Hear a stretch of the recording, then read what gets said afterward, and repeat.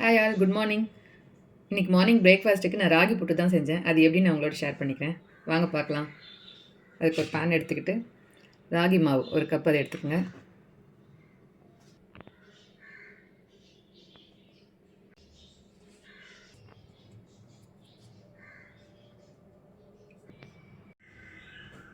Salt கொஞ்சமாக போட்டுக்கோங்க.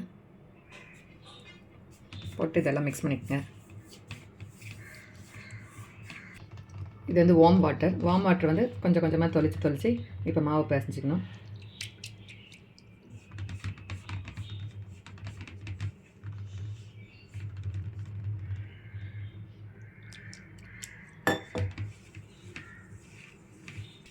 தண்ணி ரொம்ப சூடாக இருக்க வேண்டாம், வார்ம் வாட்டர் தான் அது.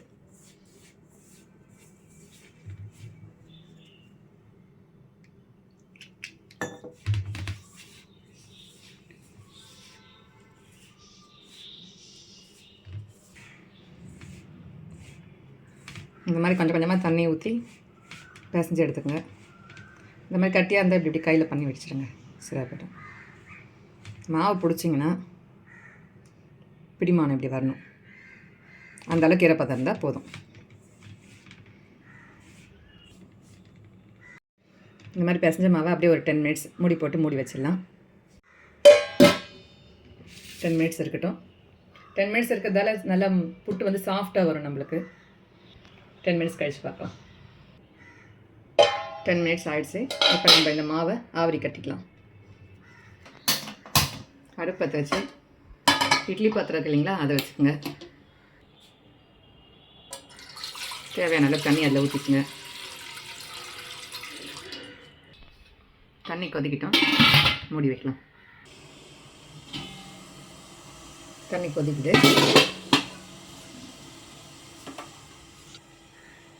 இட்லி தட்டியே ஒன்று வச்சிருவோம். அதுக்குள்ளே அடுப்பை சிம்மில் வச்சுருங்க. இந்த துணி போடுறப்ப பார்த்து போடுங்க. சைடில் ஏன்னா நெருப்பு இருக்கும், அப்படி மடித்து கூட விட்டுருங்க உள் பக்கமாக. ஏன்னா நம்ம கவனிக்காத விட்டோம்னா தீ அதை இது பண்ணிடும். இப்போ இந்த நம்ம கலரி வச்சோம் இல்லைங்களா மாவு, இந்த மாவை இதில் போட்டுக்கலாம்.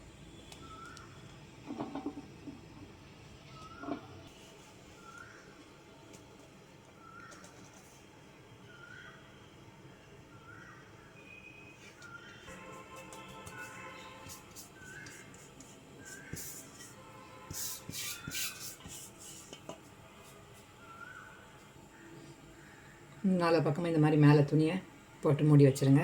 ஏன்னா ஆவரி படுற தண்ணி அதில் விழாமல் இருக்கிறதுக்கு. மூடி போட்டு தீ வச்சுட்டு ஒரு 10 மினிட்ஸ் மீடியம் தீயிலே இருக்கட்டும். ஒரு 10 மினிட்ஸ் மாவு ரெடி ஆகிடும். மாவு அடுப்பில் வெந்துட்டுருக்கு. அது ரெடி ஆகிற கேப்பில் நம்ம தேங்காய் உடச்சி, தேங்காய் பின்னாடி இந்த சைடு இதெல்லாம் வேண்டாம், ரிமூவ் பண்ணிடலாம்.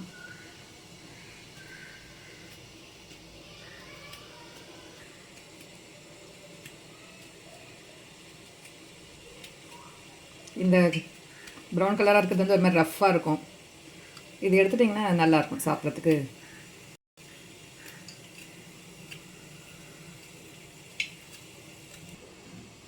இந்த மாதிரி எல்லாத்தையும் ரிமூவ் பண்ணிவிடுங்க.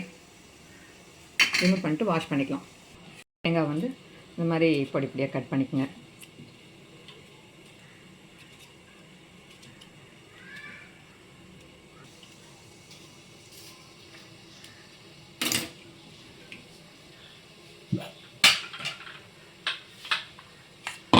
இது ஒரு மிக்ஸி ஜாரில் மாற்றிக்கலாம்.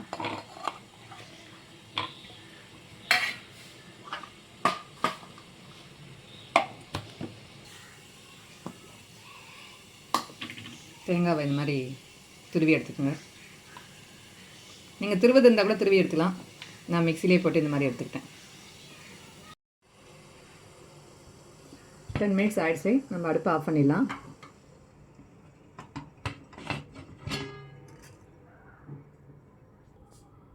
மாவு ரெடி ஆகிட்ருக்கோம், வெந்துட்டுருக்கோம் நல்லா.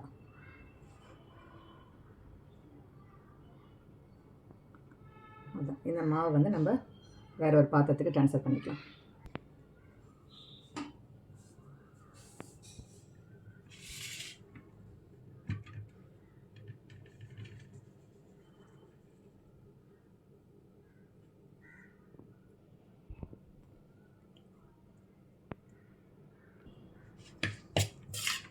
நம்ம வேணும்னா சர்க்கரை வெல்லம் எது வேணாலும் போட்டு சேர்த்துக்கலாம். நான் நாட்டு சர்க்கரை இருக்குது, நாட்டு சர்க்கரை சேர்த்துக்க போகிறேன். சர்க்கரை அவாய்ட் பண்ணிக்கோங்க. வெல்லமோ நாட்டு சர்க்கரையோ எது வேணாலும் போட்டு கலந்து சாப்பிடலாம். நல்லாயிருக்கும், டேஸ்ட்டாக இருக்கும். உங்களுக்கு தேவையானால இனிப்பு ஆட் பண்ணிக்கோங்க. ஏலக்காய் தூள், ஏலக்காய் ஒரு 2 கூட கொஞ்சம் சர்க்கரை போட்டு மிக்சியில் போட்டு அரைச்சிங்கன்னா இந்த மாதிரி வந்துடும். ஏலக்காய் தூள் கொஞ்சமாக போட்டுக்கோங்க, வாசனையாக இருக்கும் நல்லா.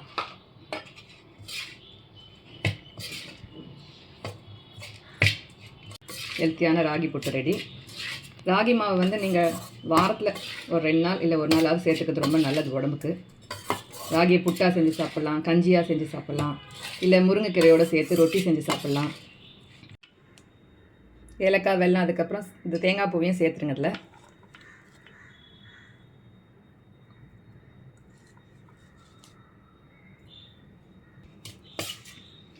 தேங்காய் பூவையும் சேர்த்துட்டு நல்லா கலரிடுங்க.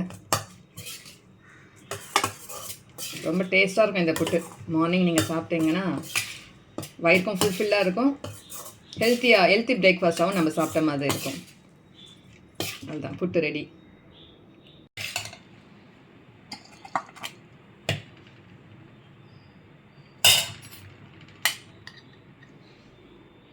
வாங்க சாப்பிட்லாம். இந்த வீடியோ உங்களுக்கு பிடிச்சிருந்தா லைக் பண்ணுங்கள், கமெண்ட் பண்ணுங்கள், ஷேர் பண்ணுங்கள். மறக்காமல் சப்ஸ்கிரைப் பண்ணி எனக்கு சப்போர்ட் பண்ணுங்கள். தேங்க்யூ.